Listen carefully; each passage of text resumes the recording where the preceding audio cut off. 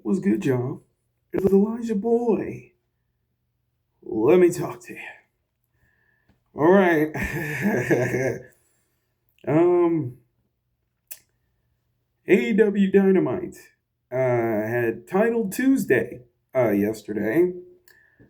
Normally, I would film the review after the show's over, but I had a pretty long day, rough day, physically and all.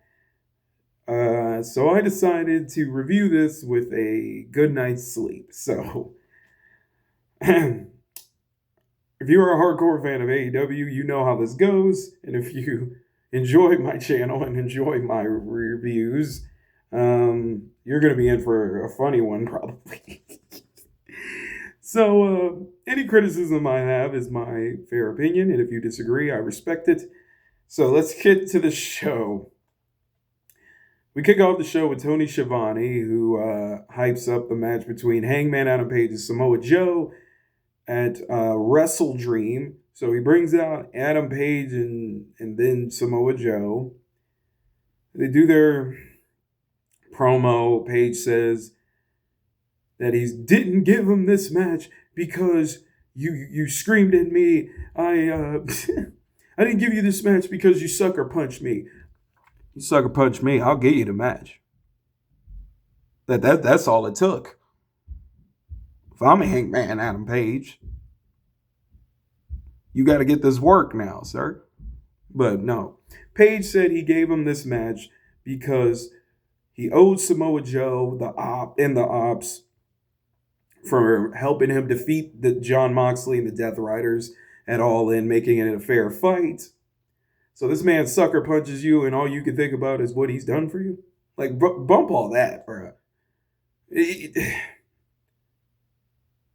sucker punched you. Like, he stole off on you. You over here being nice to him, talk about, but then later on, Paige does say, and that's where my respect ends, or whatever, after the help at All In. So, this is where it turned left field here. Samoa Joe says that he lost sight of stuff or whatever, and he calls Hangman Adam Page a pretender champion. This hostility pretty much came out of nowhere, but I guess, whatever. He calls him a pretender champion, and I thought this all started because what Page do last week? He dropped his Joe's belt or something like that. I thought that's what this was about. I don't know, but now he's going off calling him a pretender champion. But I will say this: Samoa Joe can cut a promo, bro. Oh my gosh, he's like great on the microphone, bro. He's so believable and all this other stuff. So Page does what he usually does in these promos. He starts screaming at him, trying to I don't know. When Page talk on the mic, it just sounds like he's trying way too hard. Like he's trying to force it too much. And he was just like, "You say I'm a pretender champion." Like I don't know what it's like. Tony Khan level bad, because Tony just starts screaming for no reason, and now Page, he yells so much to the point where I'm like, he's always angry. And at first it was cool and funny, but now for me it's like annoying. It's like, dude, you don't have to scream all the time. Like him and Kyle Fletcher do that, and I just. Ugh. Anyways, but Joe earlier says I'm gonna beat you up, and yeah, you're gonna get your licks in, but it won't be enough, And then Paige responds with, "Yeah, you may beat me up, but I'm gonna give it right back to you, dude." Let me tell you something. If I'm arguing with somebody, I ain't gonna admit they can beat me up. I will fake it till I make it. Talk about something. You gonna beat me up, bro? I'm gonna be like, you're going to be in for the biggest fight of your career, yada, yada, yada. I would have said something like that, but not, yeah, you may beat me up for probably most of it. Whatever. Maybe I'm nitpicking. But yeah, that was the promo. Then we go backstage to the conglomerate. What is this name, bro? The conglomeration with Tomohiro Ishii. Every time I see him, bro, bro, I'm sure in his prime he was like incredible, but like every time I see him or Minoru Suzuki, I immediately just get turned off because he literally looks like he's gonna go to like he looks like he's about to go to sleep every time I see him. Just I'm like, bro, why does he always look like he's about to go to bed? Like he looked like that uncle at Thanksgiving. That just falls asleep like this. That's what he reminds me of every time I see him. With it's Mark Briscoe, Orange Cassidy, Tomohiro Ishii, and Kyle O'Reilly and Roderick Strong wearing his lawyer glasses. And they basically hype up matches and stuff. Some I don't really care too much about, but also Kyle O'Reilly versus Kyle Fletcher was later in the night, and Kyle cracks a joke about if you guys chant "Let's go, Kyle," I'm gonna be happy. If you guys chant "Let's go, Kyle," I'll be angry. And I'm like, oh my gosh. Moving on, and of course, Roderick Strong does the Kyle, and I'm like, it was funnier when it was just Adam, and then Mark Briscoe announces it's going to be Jon Moxley versus Tomohiro Ishii. And I'm like, oh my God. So we get Jon Moxley coming out, and him and Tomohiro Ishii. I'm not going to go word for word on how this match went. It kind of went how I expected it to. I said, let me guess. They're going to trade forearms for way too long. There's going to be some chops. And, Tomohiro Ishii... He kicked out of Moxley's paradigm shift. Way to protect the finisher, right? And he hits that, and then he gets him into the choke, and he chokes out Tomohiro Ishii. Moxley gets the win. And I'm like, well, how can this show get any worse? Then the Young Bucks backstage. Backstage, they try to bang on Tony Khan's door, even though many times we've seen Tony Khan is in the gorilla position, but for some reason they go to his office and he's like, we need money, man. We need a money match. Oh my gosh. If y'all need money, how is it you're always able to make the show? Like, do you have to take a plane, I imagine, from your home? But okay. I forgot what the interview was about. I didn't write it down because personally I didn't care. I think she mentioned the Jurassic Express or something, but whatever. Hurt Syndicate versus The Demand, which was Ricochet and Gates of Agony. As soon as I heard that, I was like, oh my.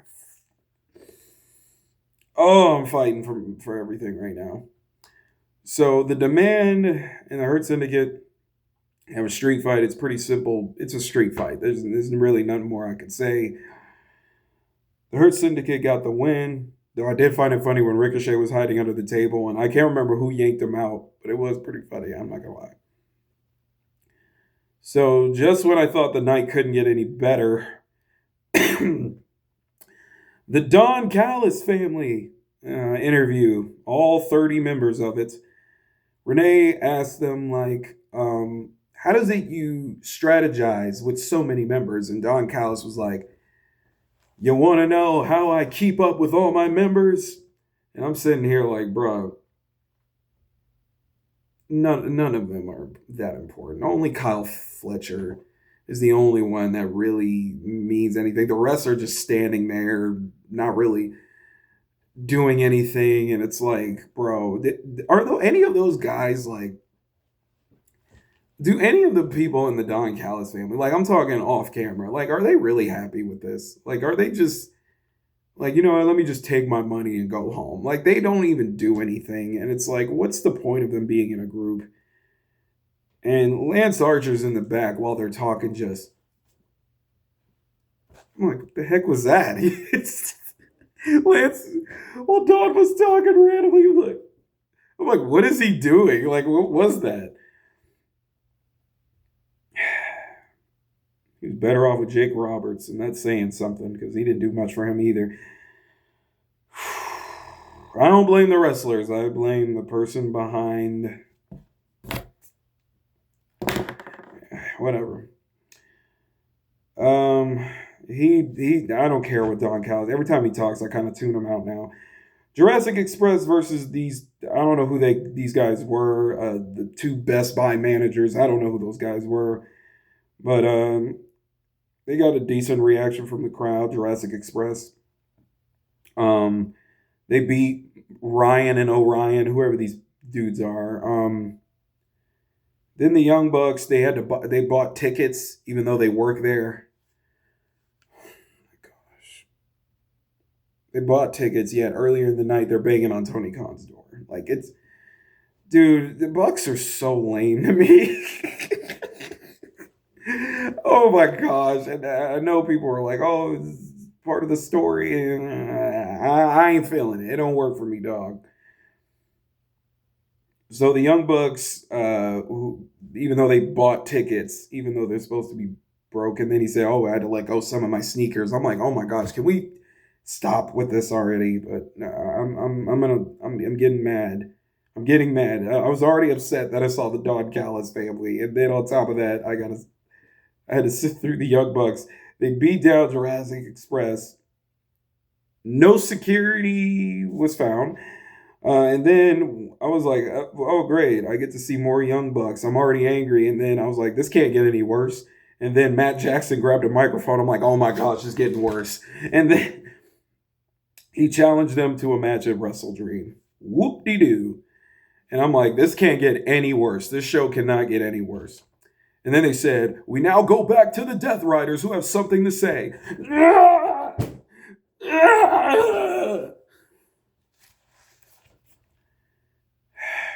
So Pac cuts a promo because he's facing Orange Cassidy later. And then I'm like, oh, well, at least it's just going to be Pac talking. And then John Moxley comes out of there sweating, looking like he had sex in a sauna. I don't know what the heck that was. He was sweating like crazy. So Pac's cutting his promo, said he's gonna make Orange Cassidy suffer. Trust me, he won't make Orange Cassidy suffer more than we do watching this. And then Wheeler Yuta starts talking, and I'm like, shut up, Yuta. Don't nobody want to hear you. I ignore what he said. And then Nick Jonas starts talking. You know, I'm not even gonna call him Nick Jonas anymore. I'm just gonna call him Daniel Garcia because Nick Jonas is actually cool. Daniel Garcia starts talking to us like he's a battle rapper, talking about, yo, we went to Dynamite and we went to the people. Everybody knows that the Death Riders, we some winners. And, we went to go see the movie Sinners. And I'm like, bro, just shut up. You look like a computer hacker for Mr. Robot. Please shut up. I'm tired of this dude, bro. So, we get another match, which was pretty good. I mean, obviously, Kyle O'Reilly versus Kyle Fletcher for the TNT title. Pretty good match. Don Callis on commentary because you think a manager would be at ringside to help his guy win, but no, he wants to go on commentary and annoy us as much as possible. Fletcher hits 2 brain busters on Kyle O'Reilly. By the way, Kyle O'Reilly, I love watching his matches, bro. He is so freaking awesome. After the match, instead of just accepting the win and letting us move on, they decide, no, we're going to send Lance Archer out there to beat up Kyle O'Reilly. They get into a brawl. Don Callis family. I don't remember. I think Mark Briscoe and them came out to help or whatever. I don't know. I don't know, and I don't really care. So then they go to backstage. Kyle Fletcher screams again, like, they think they're gonna embarrass me and welcome to Moe's. Like, I'm like, dude, oh my gosh. So then Renee says, per Tony Khan, it'll be Mark Briscoe versus Kyle Fletcher for the TNT title, I believe, at Wrestle Dream, if I'm not mistaken. I hope that's what happened. Honestly, I don't. This show is draining me at this point. As y'all can see, I'm fighting to stay awake just doing this review. So then, a match that surprised me, Mercedes Moné hosted a TBS Open Challenge for anyone from Florida, and Lacey Lane, formerly known as Kaden Carter, I believe, was she Katana Chance, one of them. She appears, and they both was looking good. Can I just say that? Anyways, after a pretty impressive match, which went on longer than I expected, Mercedes Moné defeated Lacey Lane and retained her TBS title, and now she may become the longest reigning TBS champion. A title I low-key always forget exists. At least she stopped coming out with like all those belts. Like that was so annoying to me. Next, we go to backstage, and how funny is this? That happens right after his girlfriend's match. Apparently, I heard they're dating. I think the Beast Mortos and Sammy Guevara does a promo. Your favorite pillar is back, and I'm like, dude, oh my gosh, let that go. The only pillar that mattered was MJF. Let's keep it a band, bro, and Darby Allin, but. He needs to win the world title at some point because we'll get to him in a minute. Sammy cuts a promo about Eddie Kingston and all this other stuff about how, Eddie is going to fight Mordos, I believe, on Collision. I'm not, as much as I love Eddie Kingston, I'm not watching Collision. So Mordos, he just does this weird during the promo, and I'm like, oh my freaking gosh. Then we cut to Eddie Kingston with Hook. It seemed like AEW barely does like one-on-one type rivalries. There's always like an extra person there for no reason or little reason. And it's like, man, I get he's trying to put as many people as he can on one show, but then we go to Brodito versus Okada Takeshita. I skipped this match. I'm sorry. And I like Brody King and Konosuke Takeshita. Bandito, I'm kind of warming up to him, and Okada, he's been dead in the water for me since he got here full time in a double eliminator match. Which, by the way, another concept I think is dumb. The eliminator match. I'm like, dude, just. And I think they're gonna have a title match now for the tag titles or whatever. If I'm not mistaken, I apologize if I'm misinforming this, but. I'm like, then what was the point of having this match? But we're going to have them fight anyway. And then we get to the main event. Orange Cassidy versus Pac. Cassidy attempted his mind games, but Pac's been down this road before. They said this is the 5th ever meeting. I thought they only wrestled twice. But I guess they fought 5 times. I must have forgot something. Because I only remember the one at AEW Revolution back in 2020. And the one where Cassidy defeated Pac for the international title, whatever it was for. But I guess not. They faced 4 times. Maybe they did it on Collision or Rampage. I don't know. It was the standard match. Orange Cassidy did do a funny pockets dive onto Pac through a table. Classic Orange Cassidy. And then he beat him with I believe it was, during the match, Darby locked Pac's foot with the handcuffs, but that didn't really last long because Pac got out. And then Orange Cassidy rolls up Pac for the win. And then some stuff happened, and Darby did something to somebody. I don't remember. And then he's in the audience with a taser. And the crowd was like, oh, these people better than me. Because let me tell you, I'd have got paid that night. That's all y'all need to know. I would have got paid. If he was pulling that taser out like that, I'd have acted like I got electrocuted. It would have been like, I would have been like, oh. Pay me. And let me tell you something. The funniest part of the night. This is the part of the night that made the show for me. Darby. So the Death Riders come out. And Darby had a Molotov in his hand.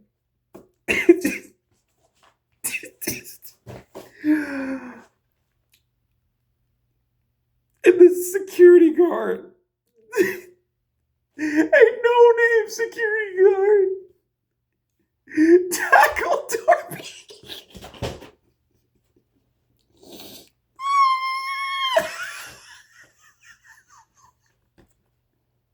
He tackled Darby Allin. He looked like a cartoon character. One of your top stars in the company gets tackled by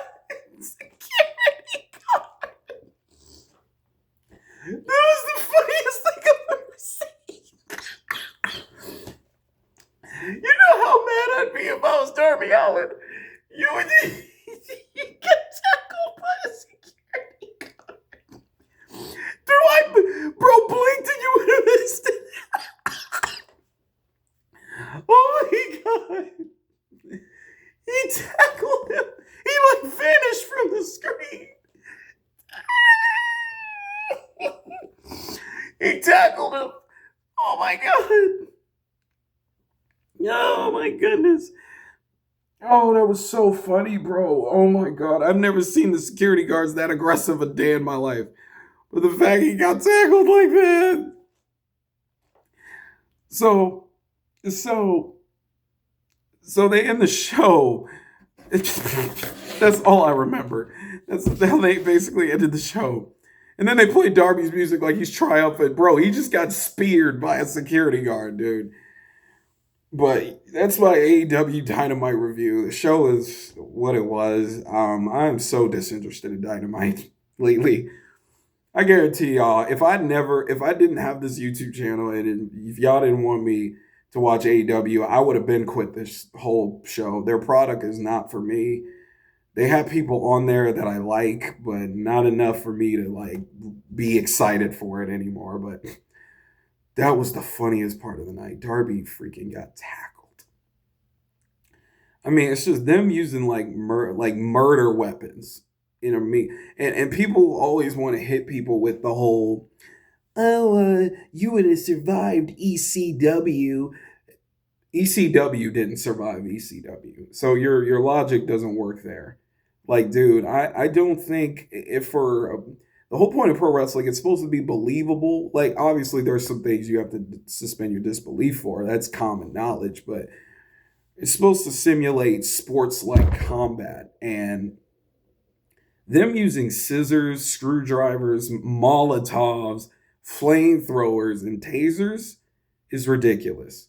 Like, well, then again, I mean, we've seen tasers before, so I can't. And of course, people are probably going to bring up, well, what about when Kane set Jim Ross on fire? Yeah, but they stopped just in the nick of time. And plus, that was like a pre-tape. You can work around that easily. But live, it's like, there's got to be some, at some point, I ain't going to hold you. Tony Khan needs a creative team. He needs to hire writers. I said it. Because this is getting ridiculous, bro. Like, but 6 years of this, ladies and gentlemen. I mean, early years, I enjoyed Dynamite quite a lot. But now it ain't working for me. They need to do something and something quick. What y'all think of the show? Please like and subscribe if you enjoyed. And I'll see you all next time. Later.